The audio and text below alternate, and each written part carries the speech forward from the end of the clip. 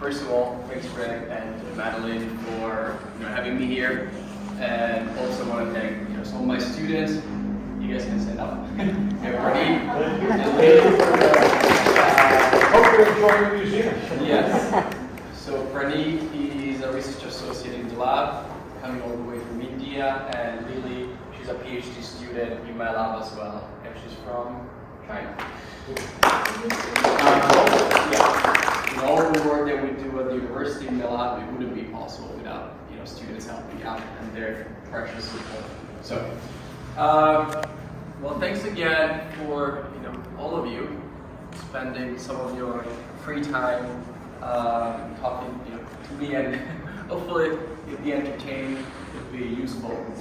My name is Francesco Biondi, and I had the fortune of coming to Windsor 7 years ago. I was before coming to Windsor, I was in Utah for a few years, and I come all the way from Italy. So now I'm settled in Windsor, I have a wife and 2 kids, so I call Windsor my home.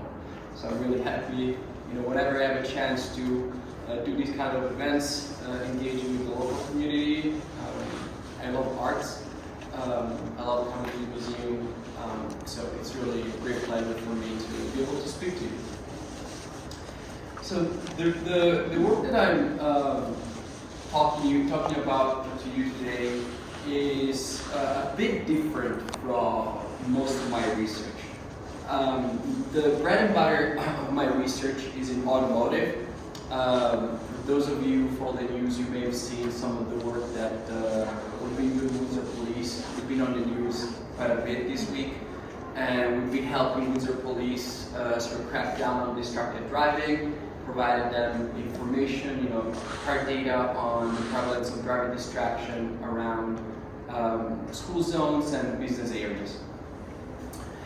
So, as I said, my bread and butter is driving, but maybe last year I started getting interested in sort of merging together arts, which I love. I come to the museum, to the art gallery quite often. My season with my wife, we go pretty often to the Windsor Symphony Orchestra. And so I thought, well, wouldn't it be cool to merge and bring together arts and science? So that's what we did. And again,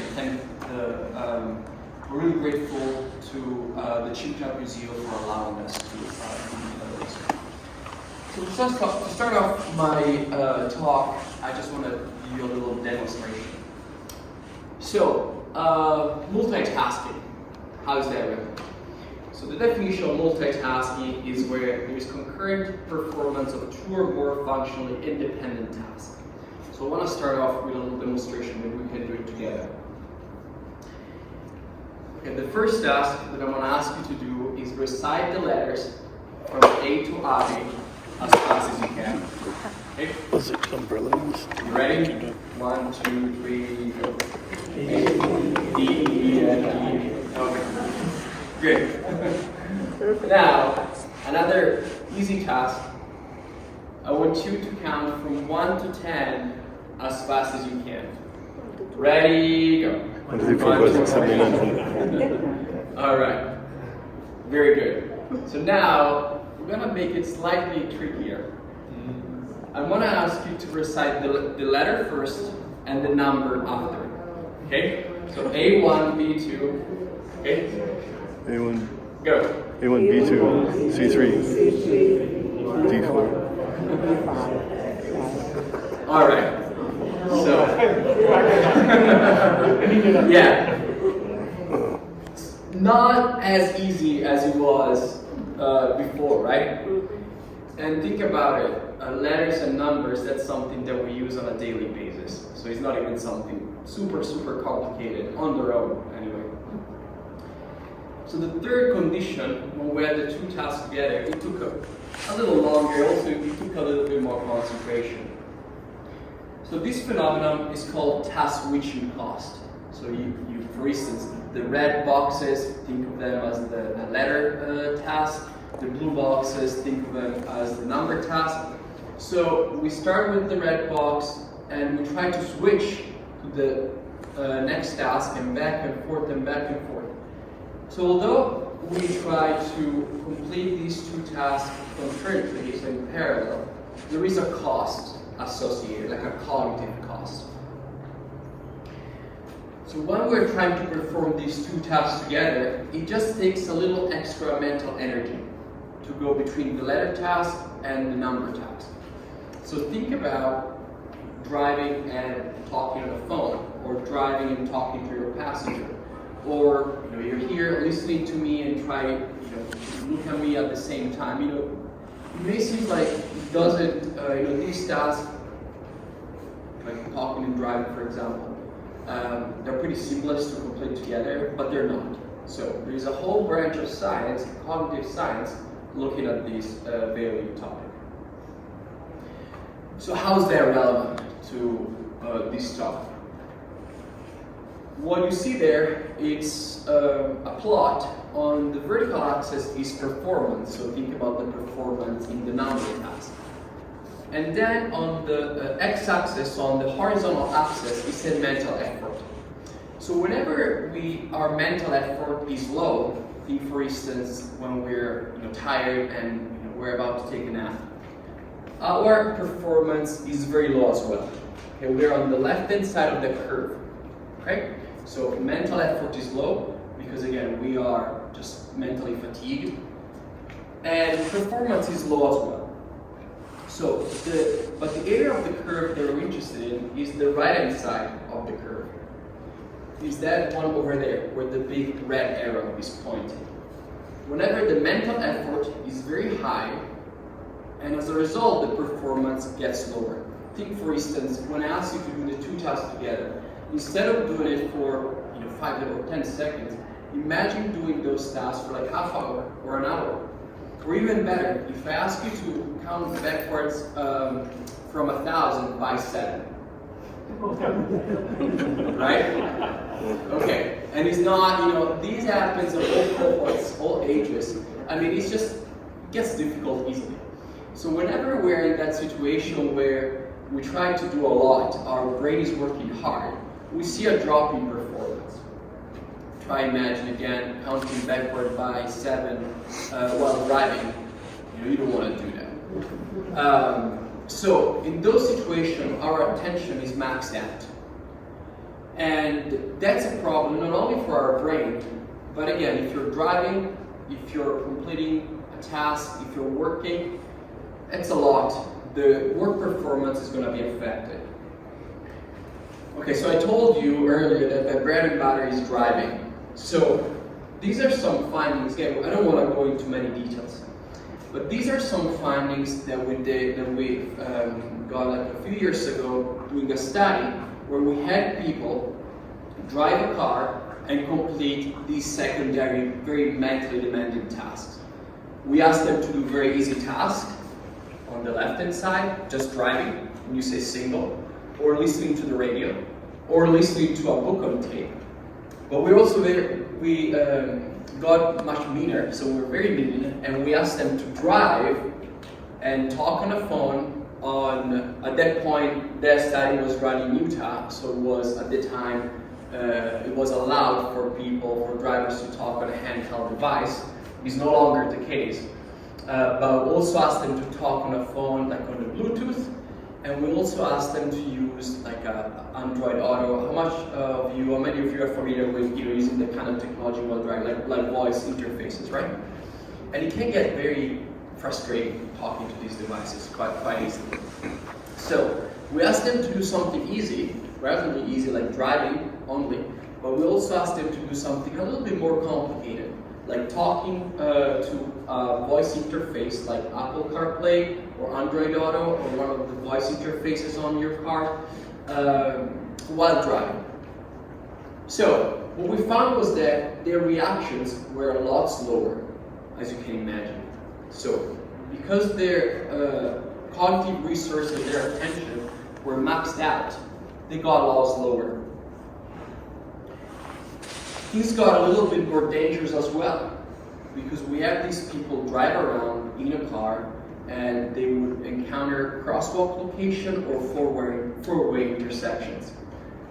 So without going into any details, whenever their cognitive resources, their attention was maxed out because they were busy driving and doing these secondary tasks, talking to the voice interface, they also missed a lot more important information on the road. So there was more inattention on their part. Their memory was also impaired. And also there is some recent data showing that whenever we find ourselves in those situations where cognitive resources are maxed out, we see an increase in injuries, especially manufacturing jobs, as an increase by 30%. Is everybody, any questions? Okay, so now I want to get to the point of cognitive restoration. So hopefully I proved to you that completing multiple tasks at once is not good for our brain, but it's also not very good for our performance. If you're working, if you're driving, anything, it's not very good. So thankfully, there are means that we can use to improve our cognition. Cognitive restoration is the brain's ability to recover from mental fatigue and improve its capacity for focused attention. When we're tired, and when we take a nap, maybe go on vacation, right?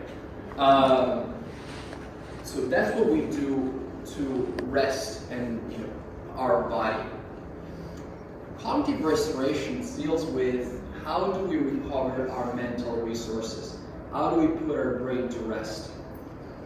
So if you ever, whenever you go on vacation, not only is your body more relaxed, but your mind is more relaxed as well, right? And that's cognitive restoration. Before we get to the study that we run with the Windsor Museum, I want to give you a little bit of background of what's cognitive restoration in nature. By show of hands, how many of you walk into a Ojibwe park or being outside? Great, yeah, that's something that I love doing that too. We have a beautiful riverside here, so that's perfect. Or if you want to be more on the outdoors, the Ojibwe Park, all the other beautiful parks we have in our region. So I want to talk to you briefly about this study. This study had to do with cognitive restoration, so our cognition feeling restored in nature. And there is a growing literature about nature and cognition in nature. So I want to talk to you about this study that was run at the University of Utah by some colleagues over there. So without going into many details, you see 3 pictures here. So there is a person in that little box thingy, and that person is completing some task on a computer. Okay. In the second picture is the same person, or maybe a different participant, but the condition is very different. So in the second picture, the participant is no longer sitting in a sort of very urban, concrete, heavy environment, but it's sitting right there. So for those of you who have been to southern Utah, or if you've never been there, it's a beautiful place, beautiful environments, great nature. And so in this study, the authors, the researchers took people really in southern Utah, in this little town called Bluff. Okay? And they brought that box thingy, and participants were sitting in that box as well. Okay? Maybe for an hour or 2, but they were in nature for about a week.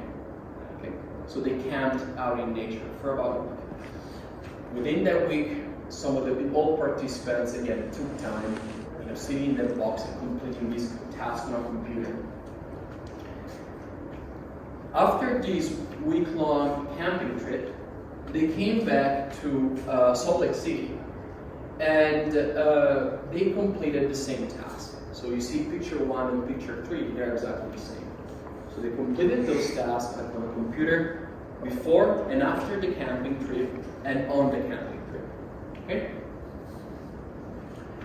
This is sort of, we don't have to go into many details, but this is sort of computer tasks they were completing. Okay? So they had some stimuli, some boxes on the screen, and they had to press buttons. Okay? on a keyboard. Now, these may get a little bit technical, so, but I found it particularly interesting. So, all participants in session 1, in session 2, and in session 3, they were wearing that cap. Okay? This is called electroencephalography. So they were using, if you ever go to the doctor and you measure your heartbeat, those are the same electrodes, but instead of being put on your chest, they're put on your scalp, on your head. And those little squiggly lines that you see, that's called ERP, or event-related potential. So think about electrical activity in your brain is very low voltage. But if you stick these electrodes on your brain, you will see these little squiggly electrical activity, these squiggly lines going about. What they found was that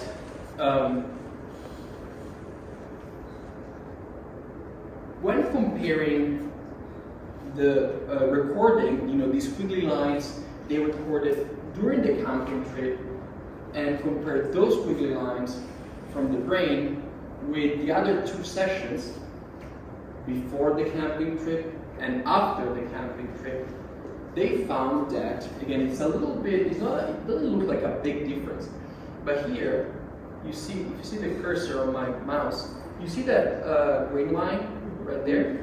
You see that green line, again, it's not super far away, but it's not quite close either from the blue line or the gray line. So you can quite easily identify that there is a bit of a gap between the green line and the other lines.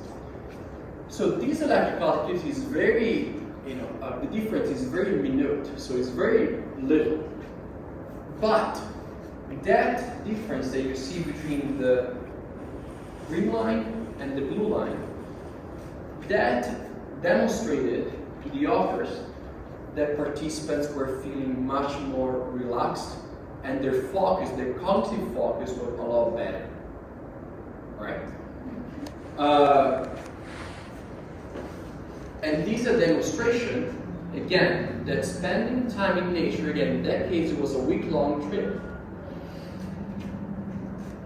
made their mental focus better. Not only they felt more relaxed, especially for folks like you and us, we love spending time in nature. So it's not only that a subjective feeling of just being more relaxed, but when we look at the brain activity, we also see a significant improvement in that brain activity. They weren't sure about the results they found, so they asked themselves, what is it about the cognitive enhancement? Is it just being able to spend time in nature? Could we get similar effects if we just look at pictures, at photos of nature? They did this exact study. So they took another group of people, they had them spend time in nature, and they also have the same people look at pictures of nature. Like, pictures like the one up there. So what they found was that there were no differences between, forget me, I got it on myself. What drove that cognitive enhancement was spending time in nature. So even when they had them look at pictures, they didn't find that effect. So it's not just looking at pictures of nature or watching a documentary of nature, but what really caused that cognitive enhancement is being in nature. Okay? So that sort of study and this sort of literature made us wonder, what if we had people, instead of spending time in nature, what if we had people spend time in a museum? And that's what the idea of collaborating with the Chimcha museums came about. there is this construct, this psychological construct, is called soft fascination. Okay? If you ever use social media, there's this phenomenon called doom scrolling. So they scroll on social media all the time, never-ending process. That process is called hard fascination, or sort of the feeling that elicits is hard fascination. So we're sort of captured by this continuous stream of social media, or if you watch TV, etc. And that sort of social media scrolling or similar, they grab our attention in a very hard way. So we're sort of hypnotized. That's called hard fascination. Soft fascination is similar in that there is something that grabs our attention, but that attentional grab is not as hard. If you spend time in nature, after a little while you're in there, your mind starts wandering, right? Your mind starts thinking about things that are unrelated, but you feel like you're in a flow. And that's soft fascination. So stimuli in nature, like the wind, the noise of the wind blowing, or the noise of leaves blowing in the wind, or that visual stimuli of being in the woods and then the green. That external stimuli grab our attention, but in a much softer, gentle way, and in a way that it doesn't consume all of our attention. It grabs a little bit of our attention, but part of our mind is left free to wander. That is very different from when we look at our phones or look at the news, and it's really, if anything, it produces the very opposite effect. Okay? So our question was, can we achieve this sense of soft fascination when going to a museum?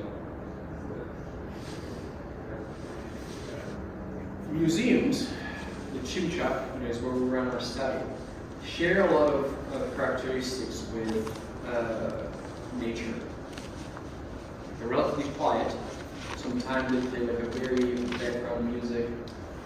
You can walk at your own speed. There's no cars honking, and you're just, you can just be there for a long time. Just go at your own pace. Okay?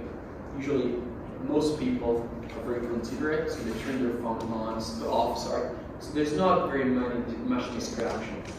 So from my perspective anyway, museum environment and nature, they share a lot of characteristics. And that's sort of what gets us thinking. So in this study, and also have another little demonstration for you, in a couple of slides, we had people walk through the Chipcha Museum. It took approximately 40 minutes. Okay? So they got in and they started walking around. 40 minutes approximately. We wanted to see how that experience compared to walking into an urban environment. I'm based at the Faculty of Human Kinetics, HK, at the university.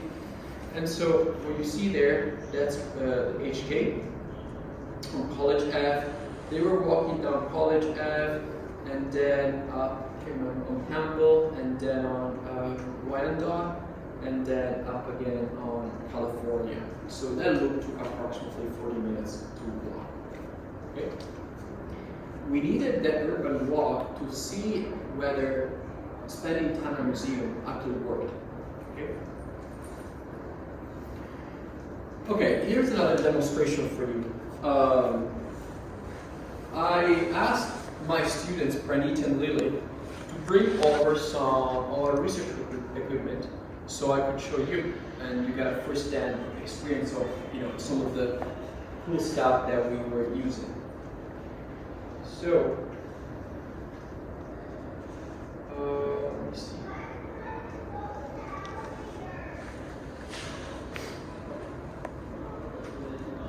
There too. Alright. So what you see here This is an eye tracker. What it does is track your eyes. There are 3 cameras on it. There is a camera is in the front. That's the one right here. There are 2 more infrared cameras. How many of you use like a smartwatch, the one that records your heartbeat? Anybody's familiar with that? Well, if you have like an Apple, or any of your acquaintances or friends or family members, these eye tracker use the same type of technology that you may find in an Apple Watch or in a smartwatch, that recording your heartbeat.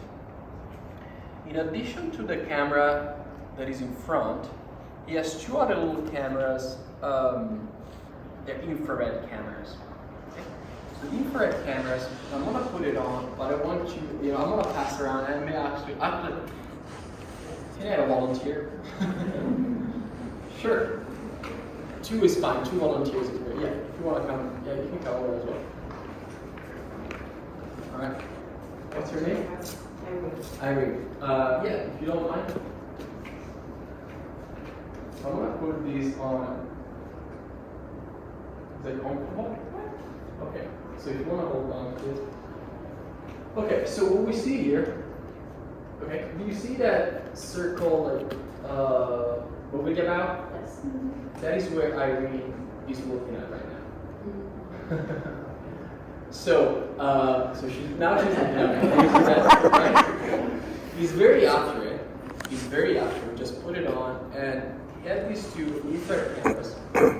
They're not harmful, though. Don't worry, we're not doing anything dangerous. They're pointing these infrared lights at either of the 2 each eye, and then there is a receiver, and this infrared light is bouncing off of Irene's eyes right now, and is being captured by this receiver. And so there's a lot of complicated engineering that I know nothing about. But what we know is that, again, that old engineering allows us to know where she's looking at right now. So, and if we had Irene, take a walk around the museum, we would know where she was looking at all the time. So there are a number of metrics that we're able to detect. One is the gaze. So the red circle, that's the gaze. There are other metrics that we're able to detect. One is the pupil size. So the pupil is sort of that black circle in your eye. Okay? It's very tiny, some millimeters, but it's very sensitive to cognitive workload. So if your brain is working very hard, you see the pupil increasing inside. We're talking about like millimeters, or fraction of a millimeter, so teeny tiny. But we see that consistently, yeah? So if I left the room, how would you know what I was looking at? So we're connected to Wi-Fi. Yeah, my computer to the phone. Okay. Yes. And this is like the greatest, the best and greatest of technology. We got this a few months ago. Eye trackers like years ago used to be very bulky. You needed to have it with like wheels to put the old technology on. But right now they're just seamless like that. The size of your pupil, the black circle in your eye, it increases in size, a fraction of a millimeter, when your brain is working hard. It reduces in size when your brain is not working as hard. Okay. Now, what's your name? Malcolm. Malcolm. Okay. Thanks, everybody. Thank you very much for your help. Your turn. Your turn. Yeah, you go with that. Yeah, of course. It should work even over your glasses. Sometimes it does, sometimes it doesn't. We'll try. Yeah, I'll let you do it. Okay. Yeah, it's sturdy, somewhat sturdy. Maybe a bit of that make that work. It's also warm. Yeah, there you go. Sure. Oh, there you go. Oh, there you go. I'll get it for you. I'm wired. All right, that's okay. No, I can't see. All right. We'll push that back to the back. Use me. Yeah. Okay. Now, I said one metric is gaze, another metric is pupil size, and yet another metric is blink rate. So eye blinks is whenever we close and open your eye, our eyes, right? There is a lot of literature showing that how frequently we blink. That's yet again connected to how hard our brain is working. So if our brain is working hard, we see a lot more blinks. Okay? If our brain is working not as hard, we don't see as many blinks. Okay? So in this study, and this is something, the eye trackers is something that we use not only in this study, we use in a lot of literature, in a lot of work. We do a lot of work in driving, we do a lot of work in manufacturing, we started to do some work in nursing, and pupil size, blink rate, and gaze fixations, those are metrics that we commonly use in our research. Okay? That's fine. No, that's okay.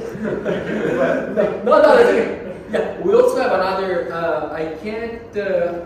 We can't do the same with this other technique that we have with this other equipment, but I'll try as best as I can to show it to you. Okay, so that's the eye tracker. We also have these other technologies called mirrors. And You're off screen. Okay. So, unfortunately, I can't show you like live, but these are probably those ports on the other laptop. Hold it up. Yeah. Let me switch this.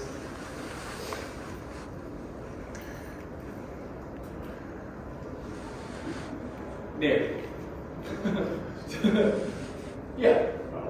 There you go. There you go. So it's a teeny tiny tile. Okay?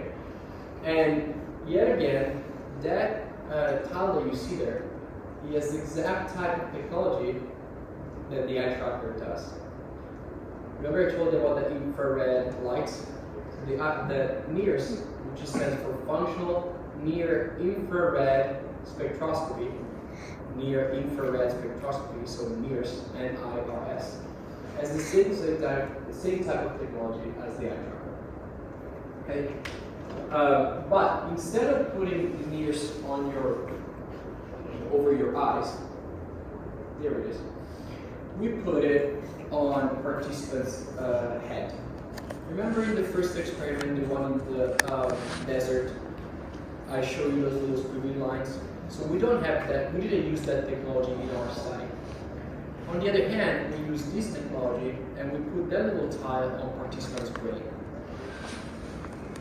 Without going into many details, there is this area of the brain which is right around here, on the right side of the prefrontal cortex. And that area is sensitive to cognitive workload. If your brain is working very, very hard, we're going to see more activity in that area of the brain. If your brain is not working as hard, we see a reduction in activity. What is that measure again?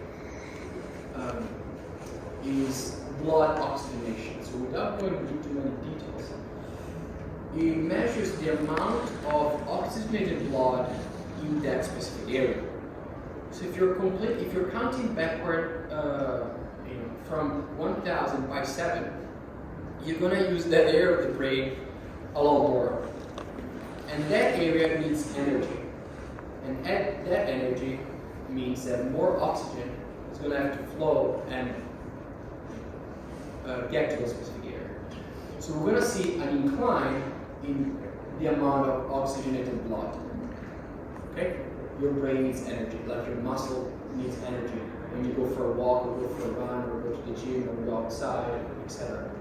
The same way that your brain needs energy. Okay? Well, thank you. Thanks for being my participant here. Well, it's good to be food. Great. All right. I'll put that back. University has changed. Yeah. Yeah. Back in 1971, it wasn't like this.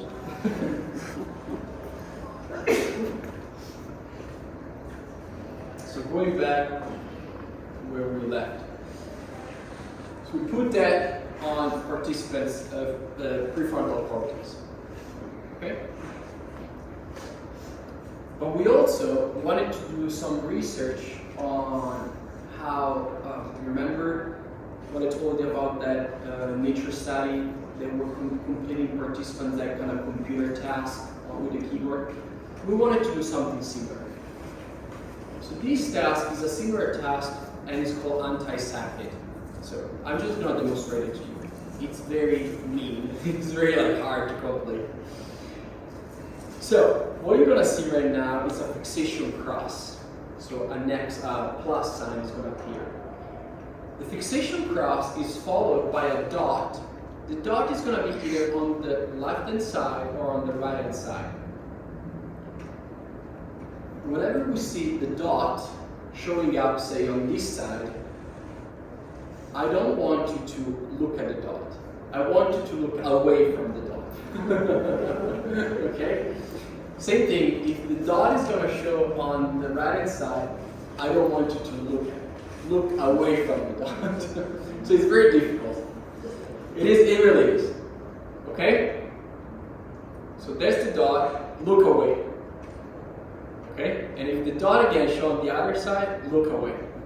So we're looking at how well our participants were completing that task. Okay? So those are the metrics. This is all the equipment that we use in our study.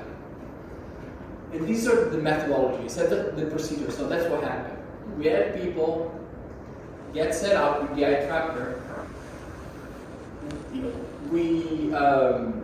They did those tasks. So the brain, the eye tracker, the anti-saccade, these tasks. And then they went out on a walk. The walk was either here at the Chica or around the University of Windsor campus. They came back after about 40 minutes and we asked them to complete a questionnaire about what they felt and what was feeling for them to be out and about, and also did the exact same tasks again. So before and after, did the exact same tasks. Here's the data. Looking at the subjective data, so questionnaire data, we found that soft fascination, so the sense of a gentle attentional hold induced by external stimuli, but at the same time it leaves you free, your mind free to mind wander. That sensation, that feeling was enhanced when walking through the museum. So from a subjective point of view, a questionnaire-based point of view, our participants felt not only felt, but also felt this enhanced sense of soft fascination. Not that hard fascination, scrolling social media. Soft fascination of a gentle attentional hold produced by walking around looking at the exhibits. But again, their mind was left free to wander. We asked them a lot more questions, and so without going into many details of the plot there, they felt more inspired, more interested, but also less active. So comparing, on the urban walk, there was a lot of noise coming from the street, cars honking, other people, and so maybe they felt like they had to rush through the walk. So on the other hand, here at the museum, they could just go at their own pace, right? So maybe that's why they felt they felt less physically active. But on the other hand, they felt more inspired and more interested. Now, before I talk to you about this, I want to tell you briefly about the findings that we found with the other equipment. And the short story is that we didn't find any, unfortunately. The reason why we didn't find anything we believe is that, again, without going into many details, I think the methodology, should we run the study again, I think we would have people, instead of wearing the F-mirrors and wearing the eye tracker only at the beginning and just before the walk and after the walk, I think it would maybe be ideal to have them wear those devices throughout the entire time, so during the walk as well. But we didn't do that. That's science. That's research. You just learn by doing, right? And so, because of the methodological decisions that we made, we didn't find anything. So I'm not going to show you any data here. But what we found was, remember that paradigm, that task that asked you to look away from the dot? We found that, when you see here is the plot, these are the results right here, and you see those dots are very close to each other, right?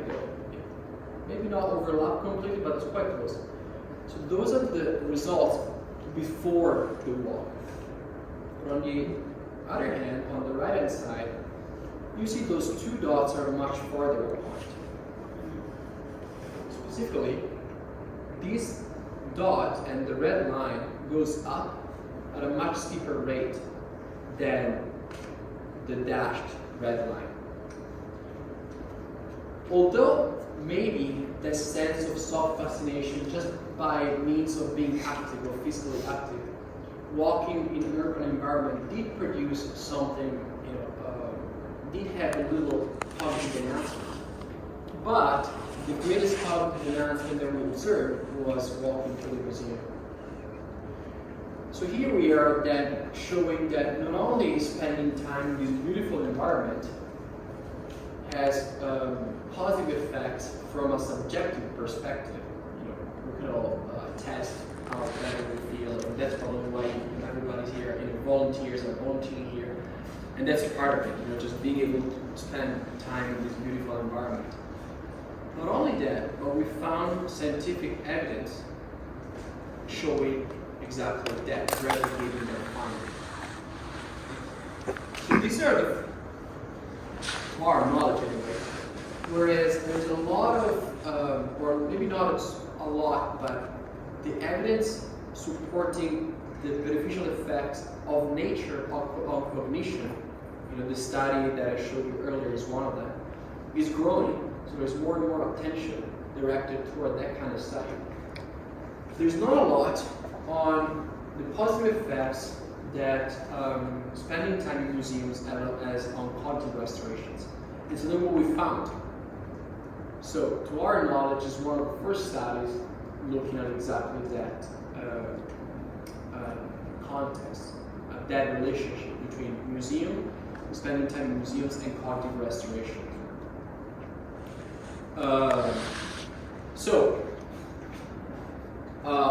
Overview of our findings.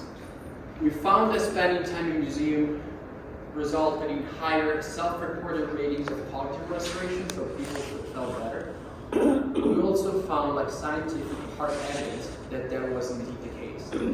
So there was an improvement in these cognitive control. Okay?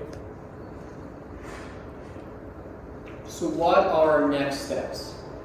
We're working to continue these stream of research, and specifically we're looking at working with seniors. And in our study, all of our participants were university students, so in their 20s. But we're particularly interested in understanding the effect that spending time in this type of environment have on cognitive restorations among seniors. Another question is, how long does this beneficial effect last? There is some literature on cognition in nature showing that if you spend a week in nature, like those guys in a camping trip, they observe benefits lasting a week after they were on the camping trip. So that's sort of something that I personally relate to. If I go on vacation, I feel better not only when I'm on vacation, but also for a few days when I come back, right? And so, we want to try and understand how long that those positive effects last after visiting museums. And then last but not least, we make a distinction between passive engagement and active engagement. Passive engagement, just walking through a museum like we did in our study, but there's also active engagement, like making art, right? And this, of course, is beyond all the other benefits associated with this activity, like social benefits, like socializing with other people, which is great for everyone. But again, we're interested in understanding the cognitive benefits of passive and versus active art engagement. And so we're hoping to continue this field of research. There's a institute in Windsor, is called WISPARK, or Windsor Essex Spark Institute. It's a health institute and is funded by the University of Windsor, the Windsor Hospital, like NET, and LET, Hotel du Grace, and Irish Shore hospitals. So we have all these partners that are funding this health research institute, and we're hoping, we're gonna find out soon if we got more money. And if we got more money, we're gonna continue this work. And if they don't give us money, we'll go knock on somebody else's door. But again, it's very important to do this research because we have a lot, this environment has a lot of great activities. And although there is plenty of anecdotal evidence on how these sort of environments and these type of activities are beneficial, we again want to find hard evidence supporting these anecdotal proof. Okay? And that's it. So thank you very much for being patient with me and listening to my talk. And again, thanks so much to the Windsor Museum for affording us this great opportunity. Thank you. I'd just like to thank Dr. Francesco Biondi and his team for coming and presenting, and it's been a pleasure to be part of this very interesting research, and hopefully we can continue to be part of it. Absolutely. And so there was, as a matter of fact, there was for those of you who haven't read it, there was a good article in Windsor Star just a couple of days ago on this exact study and all the activities going on here at the museum. We have like 10 more minutes. I'll be able to take any questions if they are. Yeah. Question. Yeah. Leaders in an environment where they are leaders, Biden and before him, they seem to be getting the cognition problem right away before they even retire. What is that? Well, we know that. No, I don't know. I mean, I can't speak on that specific case, but we know that cognition. We see changes with aging. I have a 1 or 5-year-old kids, and their brain they're developing, and they have much more energy than I do. Of course, myself, I see my parents, of course. So our cognition changes with time. So I think that it's just how much we keep active. That has a great effect on our maintaining our cognition. So being part of these activities, socialization, that helps a lot. I was reading statistics the other day. By 2039, so in 15 years time, 14 years time, 1 every 4 residents of Windsor Essex will be 65 years or older. So a lot more, we're going to have a lot more senior citizens in our region than we ever had. So coming back to these type of research, these studies and a lot of other studies going on at the university and all the other health institutes around, it's great because we're going to need more and more evidence to show how these type of activities, but other activities as well, are actually being very beneficial, not only for our seniors but for everyone. And so the more and more we engage these type of activities, spending time with peers, going for walks into even the riverside or the park, that's something that is greatly beneficial to our cognition. Yeah. So that seems that part of your results of your study, you find if society started to change, doing more of this stuff and less of that stuff, maybe society could evolve to be a calmer, more gentler society out of the studies like people like you doing. Absolutely. How to create a better, calmer, gentler society. Yeah, absolutely. And if Out of what you do and Yeah. like you. yeah, I couldn't agree more. Okay. Can I ask a question? How many people were involved in this? About 25. Okay, so what if those 25 people, from the time they were little kids, went to museums and had positive experiences? Wouldn't that skew the outcome? Absolutely. So how do you factor that in? Because there's kind of a predisposition to be happy because, or as opposed to somebody that came to a museum and was running up and down the hallway and was chastised for that. Now they have, so how do you factor that in? Yeah, no, absolutely. I mean, that's sort of there's an intrinsic bias in these type of studies, not only these studies, but all like psychology-related studies. We have to recruit participants, and we only recruit participants who are willing to participate. If you're not willing to participate, you're not going to participate.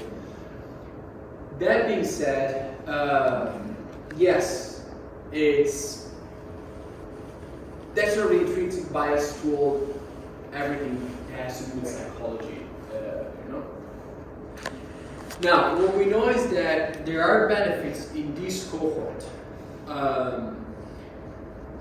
I don't know. I mean, it's a very good question.